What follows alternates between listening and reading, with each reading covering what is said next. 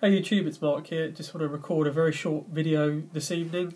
I must have recorded this about 100 times already and restarted it and done it again. It's just... But what I wanted to say was, it's just a very short video, and it will be titled something along the lines of the "Was King James a Sodomite?" argument. Now, I've had this come up a few times recently, and I'd often thought about it. And I just want to make a sort of statement and a point, really, and then just answer it with a pretty simple answer and just raise a few points. But I would very much like to hear what you guys think about this. Now, the whole point about this statement, about King James was a sodomite, excuse me, the idea is to discredit the King James Bible. It's almost as if he was penning it himself, and therefore the argument holds some sort of weight. It's ridiculous.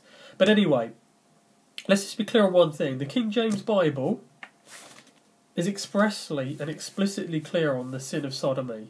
It warns us about it, and it gives us account after account after account. And it's very clear on this.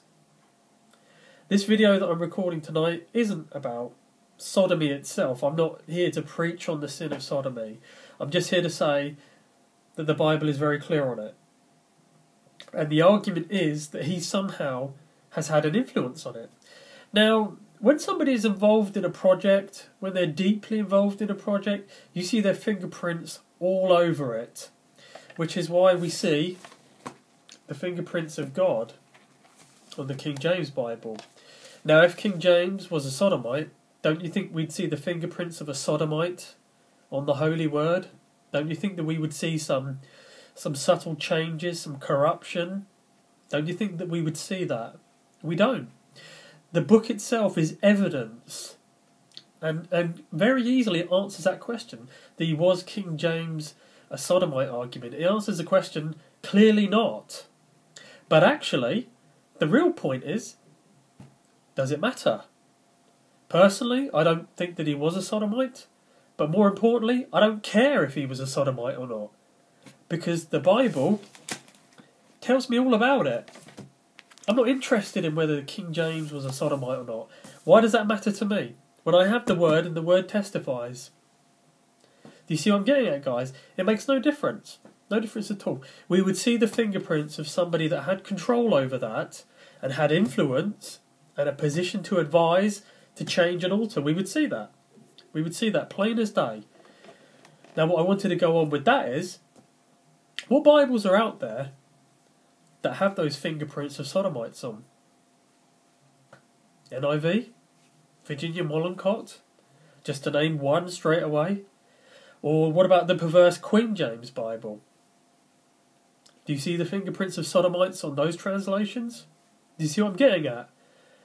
So whether King James or not was a sodomite is utterly irrelevant.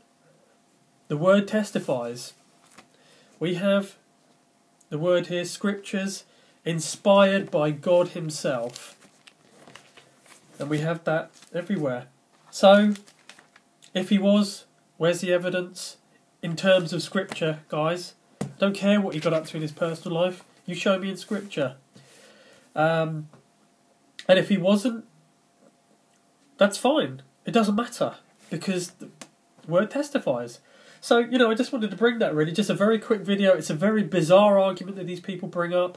They seem to think that he was, and therefore it's null and void, which is strange because Scripture shows us plainly. So it's a very strange argument, but these guys that say this are very convinced of themselves, and it's very strange. It's almost like they're reading a different version that upholds their sin, doesn't convict them. Interesting, right? But look, again, just a very short video. I didn't want it to be a huge thing talking about sodomy. Bible's clear on that. I don't actually even need to preach on it. King James, this is what I mean. The King James Bible is very clear on the matter. The people that have a problem with that will run to anything to change it. And the "was King James a sodomite" argument is probably the weakest, stupidest, most pointless argument out there. Because again, we don't see the evidence of this. We just don't see it. So, it's a strange one, guys. I don't know if you've seen this or not, but, as I said, when somebody's involved in anything, whether it's a project, building a house, whatever they're doing, if they're deeply involved in it, deeply embedded in it, or even slightly actually, to be fair, you'll see some evidence of that. All I see in the King James Bible is express and explicit condemnation of sodomy, both in the Old Testament and New Testament. The whether King James was a sodomite argument is null and void because there's no evidence of it. So, I would love to know what you guys think about this. It's a very strange question. It doesn't make a lot of sense to me. You don't have to be a learned scholar, thank God, to know the answer to this question. It's so obvious, it's just silly. But I felt led by the Lord to record a short message about this, so would love to hear your thoughts, guys. Thank you for taking the time to watch. God bless. Goodbye.